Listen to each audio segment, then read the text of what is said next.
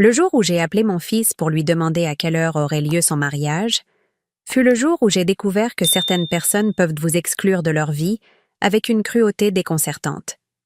Je m'appelle Jacqueline, j'ai 68 ans, et j'habite Lyon depuis toujours. Veuve depuis 8 ans, j'ai passé ma vie professionnelle à la Poste, où j'ai gravi les échelons jusqu'à devenir responsable d'un bureau de quartier. Mes collègues disaient souvent que j'étais une femme de principe, quelqu'un sur qui on peut compter. Avec mon salaire de fonctionnaire et quelques économies bien gérées, j'ai pu acheter 3 petits appartements au fil des années, mon assurance pour la retraite. Mon fils Julien, 32 ans, travaille dans le marketing digital. Il vit avec Léa depuis 4 ans, une jeune femme de 28 ans qui se présente comme influenceuse mode de vie. Ils ont un petit garçon adorable, Louis, qui vient d'avoir 4 ans et qui est la lumière de ma vie.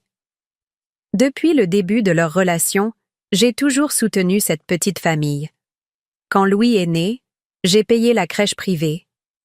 Quand ils ont eu des difficultés de fin de mois, j'ai discrètement glissé quelques centaines d'euros. Quand leur voiture est tombée en panne, j'ai financé les réparations. Pas par obligation, mais par amour pour mon fils et mon petit-fils. Ce mardi matin de novembre, je buvais tranquillement mon café en regardant les feuilles d'automne tomber dans la cour de mon immeuble quand j'ai décidé d'appeler Julien. Il parlait de mariage depuis des mois et j'avais hâte de connaître les détails de la cérémonie. « Allô ?» La voix de Léa a répondu, légèrement agacée. « Bonjour Léa, c'est Jacqueline. Julien est là? Je voulais savoir à quelle heure est prévue la cérémonie samedi. » Un silence s'est installé. Puis, avec un ton que je ne lui connaissais pas, froid, presque méprisant, elle a lâché. « Oh, le mariage? Nous nous sommes mariés hier à la mairie. C'était juste pour les personnes spéciales. » J'ai senti mon cœur se serrer. « Comment ça, hier? » « Eh bien oui, hier. Un petit mariage civil, très intime. Juste la famille proche et les amis qui comptent vraiment. » La famille proche. Les amis qui comptent vraiment. Moi, sa belle-mère, celle qui les aidait financièrement depuis 4 ans, je n'étais donc ni l'un ni l'autre. Et Julien est là? Ai-je réussi à articuler, la gorge nouée? Il est sous la douche. Je lui dirai que vous avez appelé. Au fait, vous pourriez transférer l'argent pour l'appartement plus tôt ce mois-ci? On a des frais supplémentaires avec le mariage. Elle a raccroché avant que j'aie pu répondre.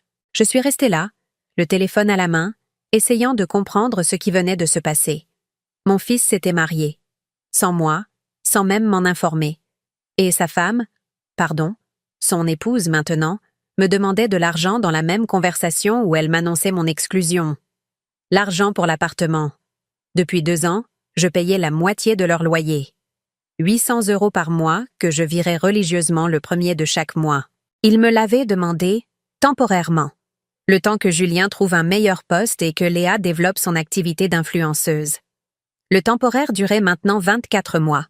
J'ai repensé à tous ces moments où j'avais senti quelque chose d'étrange dans l'attitude de Léa.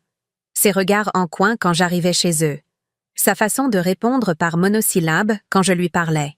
Comment elle changeait de sujet quand j'évoquais mes années à la Poste ou ma jeunesse modeste. Je m'étais dit que c'était de la timidité, qu'elle avait besoin de temps pour s'habituer à moi. Quelle naïve j'étais.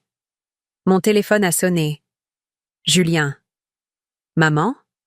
Léa m'a dit que tu avais appelé. Félicitations pour ton mariage, mon fils. Ma voix était calme, trop calme. Écoute, maman. C'était une décision de dernière minute. Très simple, juste nous deux avec les témoins. On voulait éviter les complications. Quelles complications veux-tu dire, Julien? Il a hésité. Tu sais, organiser quelque chose de plus grand, s'occuper des invitations. Léa préférait quelque chose d'intime. Quelque chose d'intime, sans sa belle-mère, mais avec ses amies blogueuses qu'elle connaissait depuis 6 mois. Je comprends, ai-je dit. Dis-moi, vous êtes heureux? Oui, très heureux. Et Louis était adorable. Il a porté nos alliances. Mon petit-fils était là. Mon petit-fils, que j'emmenais au parc tous les mercredis, qui m'appelait « Mamie Jacqueline » et qui adorait que je lui lise des histoires. Lui aussi était présent à ce mariage dont j'étais exclue. C'est merveilleux, Julien. Profitez bien de cette période. Après avoir raccroché, Je me suis levée et j'ai regardé le virement automatique que j'avais programmé pour le lendemain. 800 €, plus les courses que je faisais parfois, les cadeaux pour Louis, les dépannages occasionnels. En 4 ans, j'avais dû leur avoir donné plus de 40 000 €. Pour des gens qui ne me trouvaient pas assez bien pour assister au mariage de mon propre fils. J'ai annulé le virement. Les jours suivants ont été étranges. J'oscillais entre la colère et une tristesse profonde que je n'arrivais pas à expliquer. Ce n'était pas seulement d'avoir raté le mariage, c'était la réalisation que j'avais été délibérément exclue, jugée indigne de participer au bonheur de mon fils. Le vendredi soir, ma voisine Brigitte a frappé à ma porte avec son habituel sourire chaleureux et une tarte aux pommes encore chaude. « Jacqueline, j'ai vu les photos du mariage de Julien sur Facebook. Comme c'était beau. Mais je ne t'ai pas vu dessus? Tu étais malade? » Mon sang s'est glacé. « Les photos? » Oui, sa femme. Léa, c'est ça? Elle a publié tout un album hier. Attendez. Elle a sorti son téléphone. Regardez comme ils sont beaux. J'ai pris l'appareil avec des mains tremblantes. Effectivement, Léa avait publié une vingtaine de photos du mariage. Eux devant la mairie de Lyon, rayonnant. Le petit Louis en costume, adorable. Les témoins, que je ne connaissais pas. Un groupe d'amis applaudissant devant un restaurant chic. Une table dressée pour une quinzaine de personnes dans ce qui semblait être un établissement coûteux. 15 personnes. Pas un mariage intime de dernière minute. Un vrai événement organisé, avec des invités triés sur le volet. « C'est étrange », a murmuré Brigitte en reprenant son téléphone. « Votre fils a l'air si proche de vous d'habitude. » J'ai souri. Ce sourire que j'avais perfectionné pendant 40 ans de service public quand il fallait rester professionnel malgré les clients difficiles. « Oh, vous savez, les jeunes couples préfèrent parfois l'intimité. Je respecte leur choix. » Mais cette nuit-là, je n'ai pas dormi. J'ai relu chaque commentaire sous les photos de Léa. Ses amis la félicitaient. « Enfin, vous êtes parfaits ensemble. Vivement la vraie fête. » La vraie fête? Il y aurait donc une autre célébration? J'ai fouillé plus loin dans son profil. Léa postait régulièrement sur sa vie, ses sorties, ses achats. Des photos dans des restaurants où un repas coûte ce que je dépense en courses pour un mois. Des sacs à main à 1 000 €, des week-ends dans des hôtels de luxe, tout ça financé en partie par mes 800 € mensuels. Le samedi, j'ai croisé Madame Dubois à la boulangerie. C'est une femme bavarde qui connaît tout le quartier. « Ah, Jacqueline, j'ai entendu dire que votre fils s'était marié. Comme c'est merveilleux. »« Oui, cette semaine. Et vous devez être si fière. Il a l'air d'avoir si bien réussi, ce garçon. Sa femme aussi, toujours si élégante quand je la vois. » Si bien réussie, si élégante, avec mon argent. Le dimanche matin, Julien m'a enfin appelé. « Maman, tu vas bien? Tu es un peu distante ces derniers jours. »« Je vais très bien, Julien. Comment se passe votre lune de miel? »« On n'est pas parti. On reste à Lyon ce week-end. »« Écoute, pour le virement de ce mois, il n'est pas encore arrivé? » Voilà. On y était. « Le virement? » Oui, pour l'appartement. D'habitude, tu le fais le 1er, on est le 5. Léa s'inquiète. Léa s'inquiète. Léa, qui m'avait exclue de leur mariage, s'inquiétait pour mon argent. Oh, j'ai dû oublier avec toute cette émotion du mariage. Je m'en occupe? Merci, maman. Au fait, on pensait organiser une petite fête pour présenter Léa comme mon épouse à la famille élargie, dans quelques semaines. Tu seras invitée, bien sûr. Une fête pour présenter Léa comme son épouse. Après le mariage où j'étais indésirable, je serais maintenant autorisée à rencontrer la nouvelle mariée devant la famille élargie, comme si j'étais une connaissance lointaine qu'on présente en société. C'est une excellente idée, Julien. Après avoir raccroché, j'ai pris une décision. J'ai ouvert mon ordinateur et j'ai supprimé définitivement le virement automatique. Plus jamais je ne financerai l'ingratitude. Puis j'ai fait quelque chose que je n'avais jamais fait. J'ai épluché mes relevés bancaires des 4 dernières années. Virements pour l'appartement, cadeaux, dépannage d'urgence, courses pour eux, essence quand je gardais Louis, 43 000 €. En 4 ans, j'avais donné 43 000 € à un couple qui ne me trouvait pas assez bien pour assister à leur mariage. J'ai imprimé tous les relevés et je les ai rangés soigneusement dans un dossier. On ne sait jamais. Ça pourrait servir. La semaine suivante s'est écoulée dans un calme étrange. J'ai repris mes habitudes, marché le mercredi matin, visite au Petit Louis le mercredi après-midi. Léa était sortie, heureusement, et Julien travaillait. Mon petit-fils était adorable comme toujours, me parlant de l'école, de ses copains, du mariage de papa et maman, où il avait eu un costume de grand. « Tu étais belle, mamie Jacqueline », m'a-t-il dit innocemment. Je n'étais pas là, mon cœur. Il m'a regardé avec ses grands yeux étonnés. Pourquoi? Comment expliquer à un enfant de 4 ans que sa mère avait délibérément exclu sa grand-mère? J'ai éludé avec un mensonge. Mamie était malade ce jour-là. Le jeudi suivant, à 8h30 du matin, mon téléphone a sonné. Léa. Sa voix était différente, tendue, presque paniquée. « Jacqueline, il faut qu'on parle. »« Bonjour Léa. De quoi s'agit-il ?»« Le loyer. Le propriétaire vient d'appeler. On a 3 jours de retard. Vous avez oublié de transférer l'argent ?» J'ai souri en sirotant tranquillement mon café du matin. « Ah bon? Comment ça, ah bon? Le virement. Vous n'avez pas fait le virement. »« Quel virement, ma petite ?» Un silence incrédule. « Le virement pour l'appartement. Les 800 €. Vous les faites toujours le premier. »« Ah ça... Non, j'ai arrêté. »« Vous avez arrêté? Mais pourquoi ?» J'ai pris mon temps avant de répondre, savourant ce moment. « Eh bien, vous m'avez dit l'autre jour que le mariage était réservé aux personnes spéciales. J'en ai déduit que je ne faisais plus partie de la famille.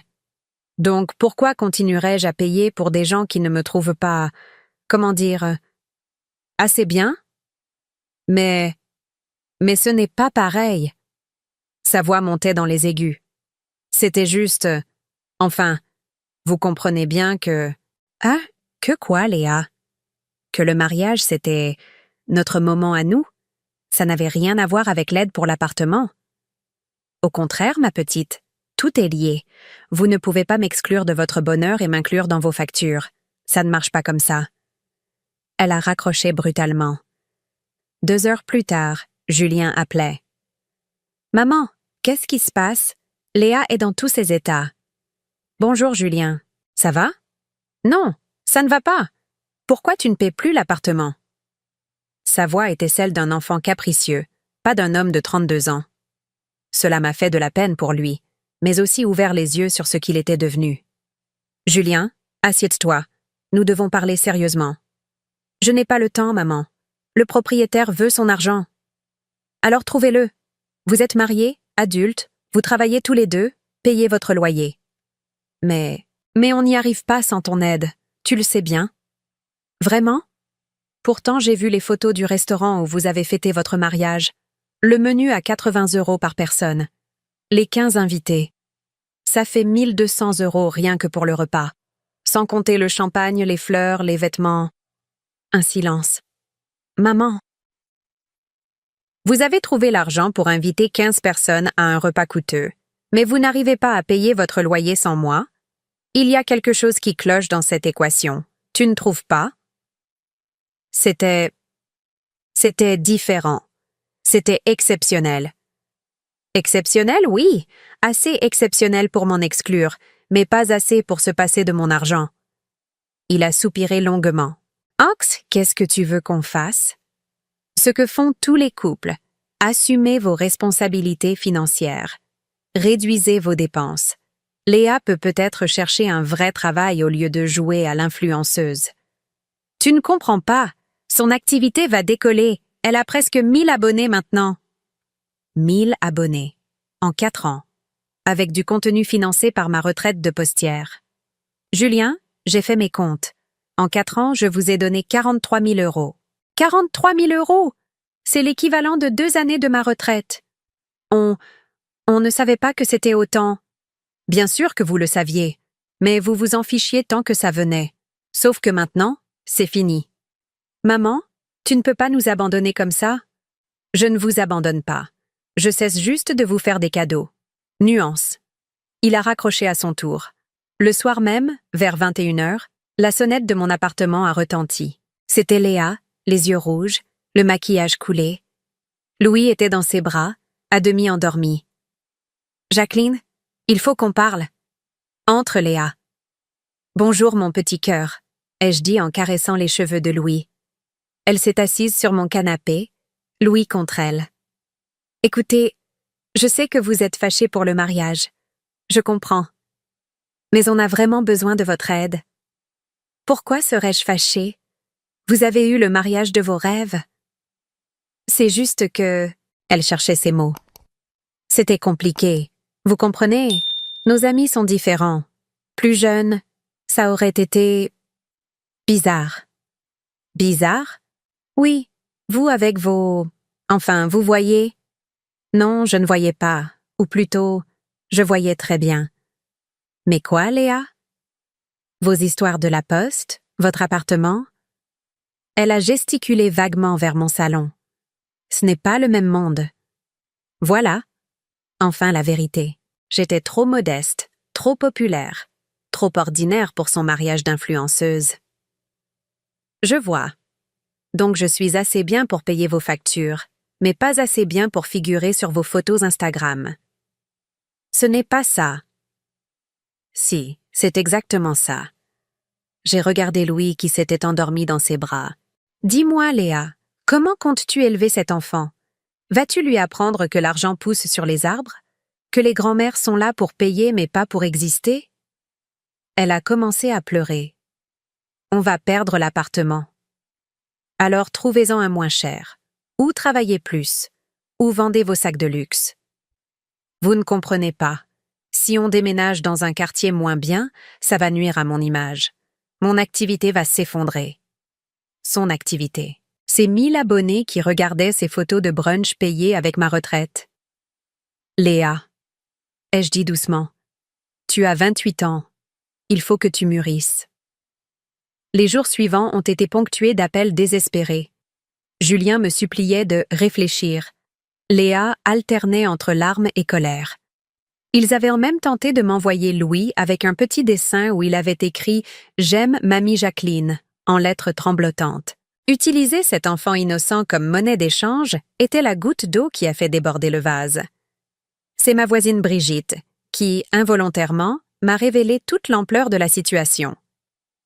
Elle est revenue me voir le mardi suivant, l'air embarrassé. « Jacqueline, il faut que je vous dise quelque chose. Ça me tracasse depuis l'autre jour. »« Asseyez-vous, Brigitte. Un café? » »« Volontiers. » Elle s'est installée dans mon salon, visiblement mal à l'aise. C'est à propos de Léa. « Ah! Qu'est-ce qu'elle a fait? » ?»« Eh bien, j'étais chez ma fille hier, et elle m'a montré quelque chose sur Instagram. Vous savez, ces « stories » qui disparaissent au bout de 24 heures? J'ai hoché la tête, bien que ce monde digital me soit étranger. Léa avait publié des messages, comment dire, pas très gentils, sur vous. Mon sang s'est glacé. Quel genre de message? Brigitte a sorti son téléphone. Ma fille a fait des captures d'écran parce qu'elle trouvait ça choquant. Regardez. Sur l'écran, je pouvais voir des photos de Léa dans sa cuisine avec du texte en surimpression. Quand ta belle-mère de 70 ans te demande pourquoi elle n'était pas au mariage, comment lui dire qu'elle aurait ruiné l'ambiance avec ses histoires de la poste et ses vêtements qui habillent? Plus bas, une autre story. Les belles-mères qui pensent qu'elles ont leur mot à dire sur votre mariage juste parce qu'elles donnent du fric? Ma chérie, ton rôle c'est de donner, pas de commenter.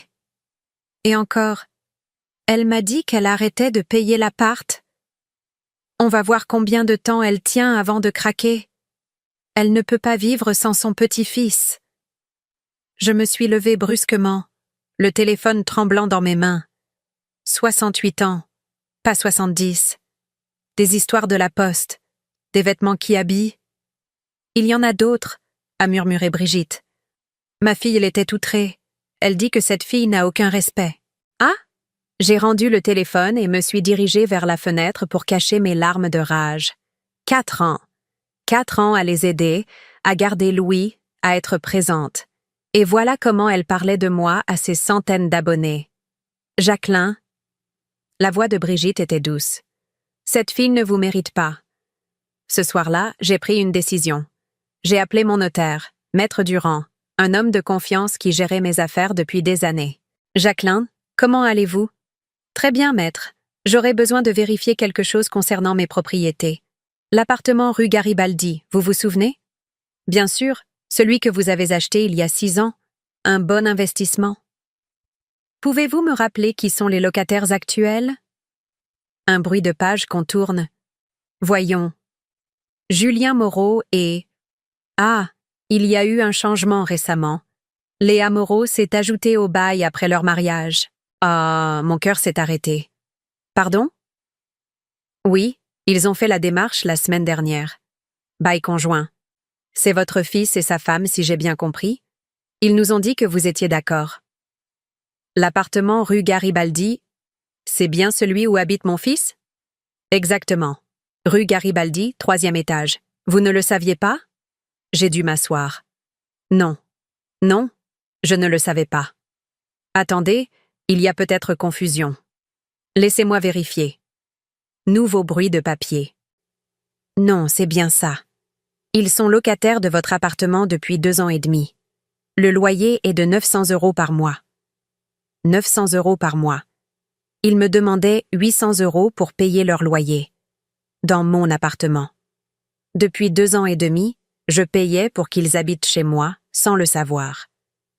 Maître, ils ne peuvent pas avoir signé ce bail sans mon accord, si? Si, bien sûr qu'ils le peuvent. Vous êtes propriétaire, pas locataire. Ils sont vos locataires. D'ailleurs, maintenant que j'y pense, vous devriez avoir les loyers directement versés sur votre compte. Quel loyer? Eh bien, les 900 € mensuels? Attendez, laissez-moi vérifier les termes de la gestion. Un long silence. Jacqueline, il y a un problème. Le loyer devrait être versé automatiquement sur votre compte depuis le début. Si ce n'est pas le cas, ce n'est pas le cas. Alors, il y a eu détournement. Vos locataires ont encaissé les loyers sans vous les reverser. C'est très grave. J'ai raccroché dans un état second. Mon fils et sa femme habitaient dans mon appartement, encaissaient les loyers de mon appartement, et me demandaient en plus de l'argent pour payer ces mêmes loyers, depuis 2 ans et demi, 30 mois de loyer impayés, 27 000 €. Ajouté aux 43 000 € d'aide directe, cela faisait 70 000 €, presque 4 années de ma retraite. Et pendant ce temps, Léa se moquait de moi sur Instagram. Le lendemain matin, j'ai appelé Julien. « Maman? Écoute, on a trouvé une solution pour l'appartement, on va se débrouiller. » « Julien, nous devons parler, immédiatement, chez moi. » « Mais, immédiatement. » Il est arrivé 1 heure plus tard, l'air coupable d'un adolescent pris en faute. « Assieds-toi, » ai-je dit calmement. « Et explique-moi pourquoi tu habites dans mon appartement depuis 2 ans et demi sans me le dire. » Son visage est devenu blanc comme un linge. Le silence qui a suivi ma question a duré une éternité. Julien était assis dans mon salon, les mains tremblantes, le visage décomposé. Pour la première fois depuis longtemps, j'ai revu l'enfant qu'il était, pas l'homme manipulé qu'il était devenu. « Maman, a-t-il commencé d'une voix étranglée. Non. Cette fois, tu écoutes. Depuis 2 ans et demi, vous habitez dans mon appartement. Vous encaissez mes loyers, 900 € par mois. Et en plus, vous me demandez 800 € d'aide pour payer ce même loyer. Ça fait 70 000 € que vous m'avez volé. 70 000 €, Julien. Il s'est pris la tête dans les mains. Ce n'était pas censé se passer comme ça. Ah non? Et comment c'était censé se passer? Au début, on ne savait pas que c'était ton appartement. L'agence nous a juste dit qu'il était disponible. Quand on a appris que c'était le tien, on a pensé que... Que quoi? Que tu serais contente qu'on habite là, près de toi, et que vous pourriez en profiter pour me voler? Non! Il a levé la tête brusquement. C'est Léa qui a eu l'idée de... Ah, de quoi? Il s'est tu, réalisant qu'il venait de trahir sa femme. Continue, Julien. Léa a eu l'idée de quoi? Elle a dit que tu étais riche, que tu avais plusieurs appartements, que tu ne te rendrais compte de rien, que ce serait juste une forme d'héritage anticipé. Héritage anticipé. 40 ans de travail à la poste, d'économie, de privation pour me constituer un petit patrimoine, et ma belle-fille appelait ça « héritage anticipé ». Et toi, qu'est-ce que tu en pensais? J'ai dit que ce n'était pas bien. Mais Léa disait que de toute façon, tout reviendrait à moi après ta mort, alors. Alors, autant commencer de mon vivant?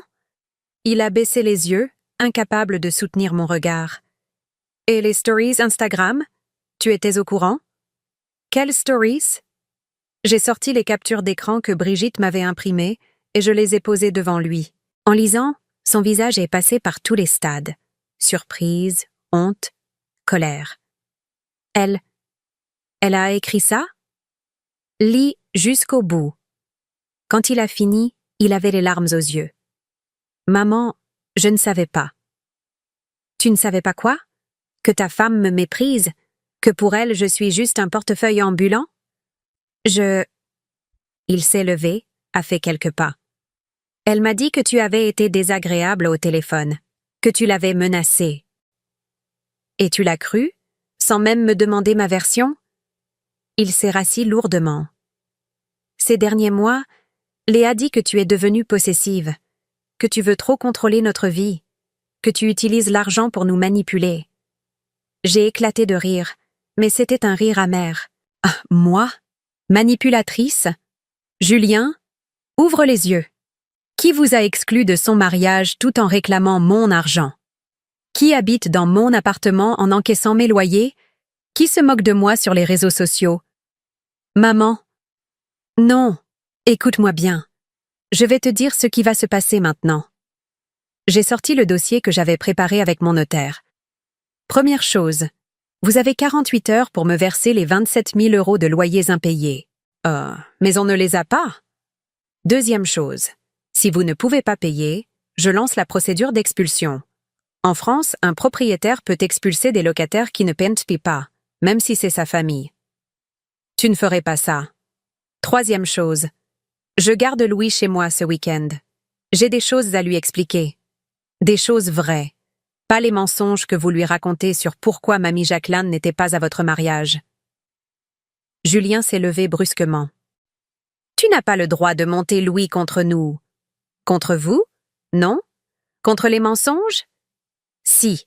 Cet enfant a le droit de savoir que sa grand-mère l'aime, même si ses parents ont décidé qu'elle n'était pas assez bien pour leur mariage. Ce n'était pas contre toi personnellement. Bien sûr que si. Tu crois que je suis stupide? Ces histoires de la poste et ces vêtements qui habillent, c'était quoi alors? Il n'a pas répondu.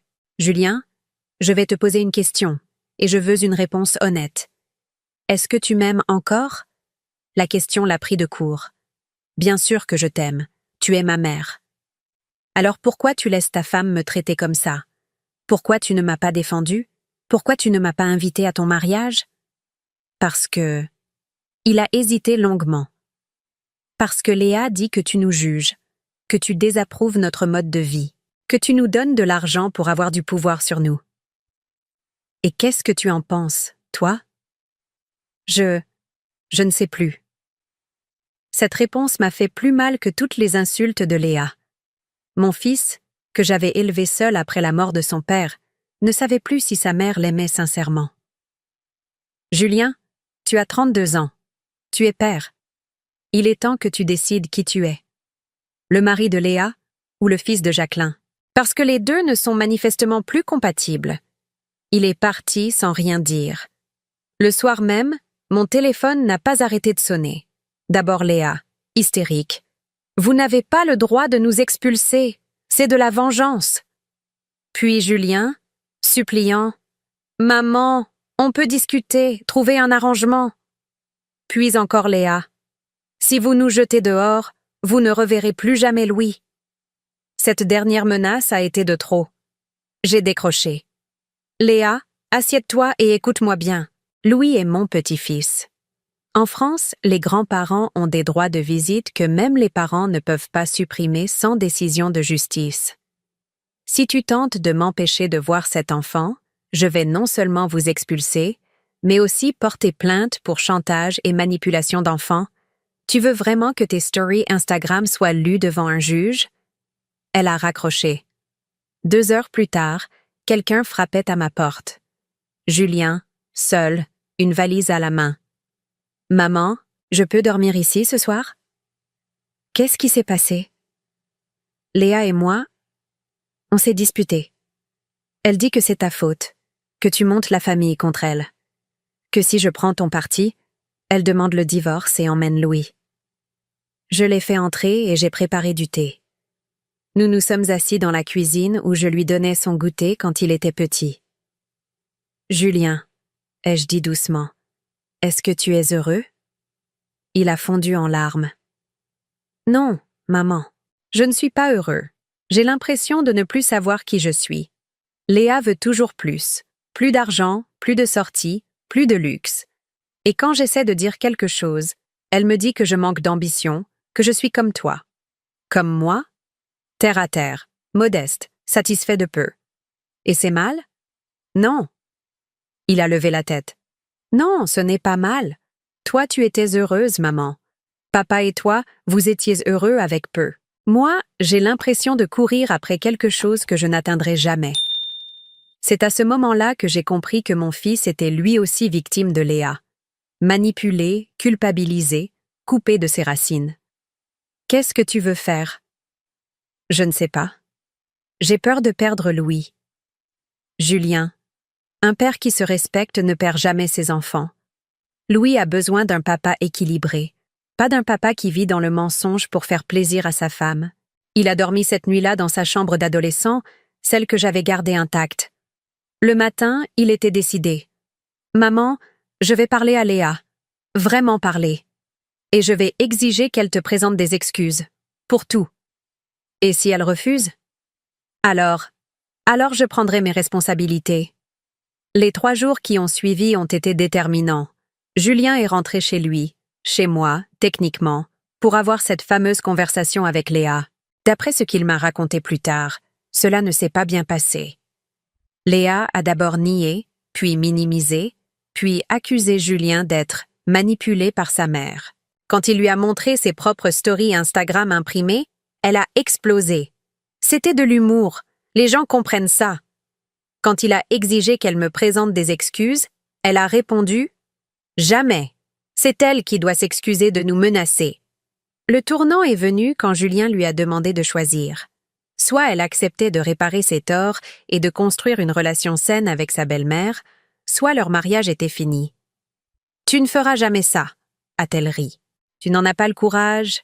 Et puis, tu ne peux pas vivre sans Louis ?»« Regarde-moi bien, » a répondu Julien. Il a fait ses valises, pris Louis, et il est revenu chez moi. « Maman, on peut rester quelques jours, le temps que je trouve un appartement ?»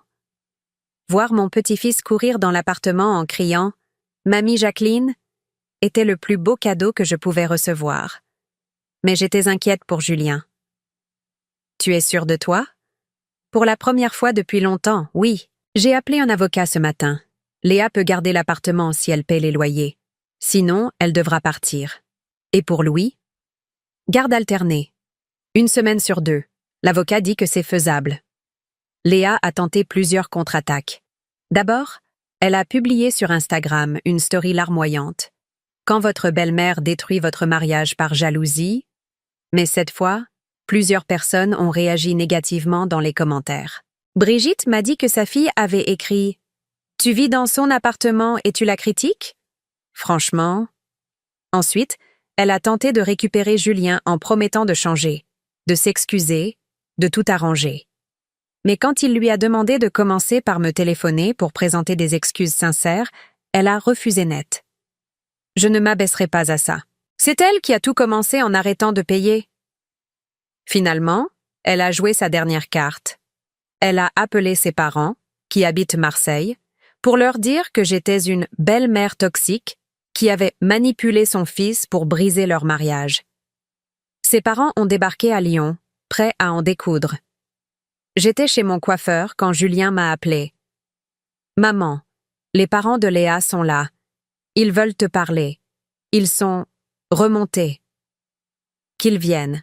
Je n'ai rien à cacher. » 1 heure plus tard, j'avais dans mon salon un homme rougeau d'une 50aine d'années, et une femme blonde très maquillée qui me toisait avec hostilité. « Madame Moreau, » a commencé l'homme sans même me dire bonjour, « vous vous rendez compte que vous avez brisé le mariage de nos enfants? » « Bonjour à vous aussi. Asseyez-vous, on va discuter calmement. »« Il n'y a rien à discuter, » a explosé la femme. « Notre fille nous a tout raconté. Vous êtes jalouse de sa réussite. Alors vous utilisez votre argent pour contrôler leur vie. » J'ai posé calmement sur la table les relevés bancaires des 4 dernières années, les captures d'écran des stories Instagram et les documents du notaire concernant l'appartement. Lisez, tout, et après, on rediscute. Le silence qui a suivi leur lecture était pesant. Le père de Léa a fini par lever les yeux, l'air embarrassé. Elle ne nous avait pas dit pour l'appartement. Ni pour les 70 000 € qu'elle m'a pris, j'imagine? La mère a regardé les stories Instagram de plus en plus pâle. Léa a écrit ça? Votre fille adulte de 28 ans a écrit ça, oui. Sur sa belle-mère de 68 ans qui l'a aidée pendant 4 ans. Un autre silence. On ne savait pas, a murmuré le père. Maintenant, vous savez. Alors dites-moi, qui a brisé ce mariage? Moi, en arrêtant de me laisser voler et humilier? Ou votre fille, en qui tournait le dos à celle qui l'aidait? Ils sont partis sans ajouter un mot. Le lendemain, Léa a accepté le divorce. 6 mois plus tard, ma vie avait pris un tournant que je n'aurais jamais imaginé. Julien avait trouvé un nouvel appartement, pas très loin du mien. Il venait dîner tous les dimanches avec Louis, et nous avions retrouvé cette complicité que nous avions perdue. Léa était retournée vivre chez ses parents à Marseille. Elle avait la garde de Louis un week-end sur 2, mais l'enfant préférait visiblement rester avec son père et sa grand-mère. Elle avait fermé son compte Instagram après que plusieurs abonnés l'aient critiqué pour ses stories. Quant à moi, j'avais récupéré mon appartement rue Garibaldi et je l'avais loué à un jeune couple d'enseignants charmants qui payaient leur loyer sans retard. Un dimanche après-midi, alors que je regardais Louis jouer dans le petit parc près de chez moi, Julien s'est assis à côté de moi sur le banc. « Maman, je voulais te dire merci. » « De quoi? » « De m'avoir ouvert les yeux, de m'avoir rappelé qui j'étais vraiment.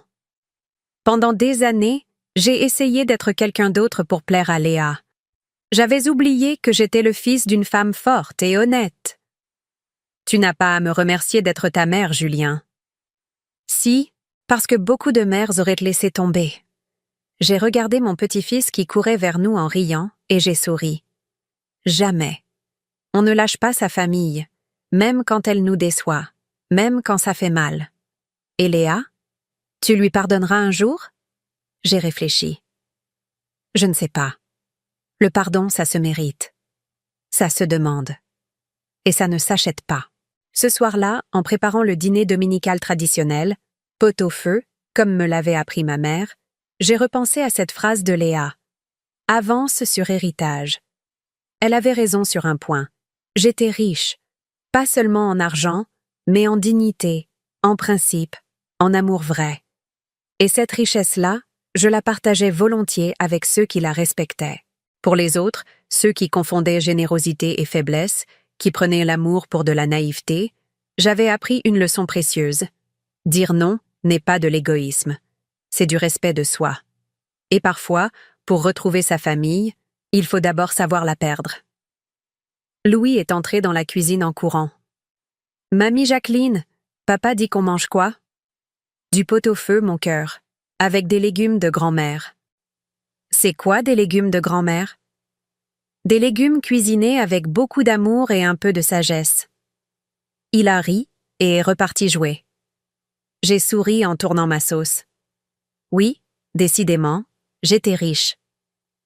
Si cette histoire a touché votre cœur, laissez votre like, abonnez-vous à la chaîne, commentez ci-dessous de quelle ville vous êtes et répondez-moi. À ma place, qu'auriez-vous fait? Votre message peut égayer la journée de quelqu'un.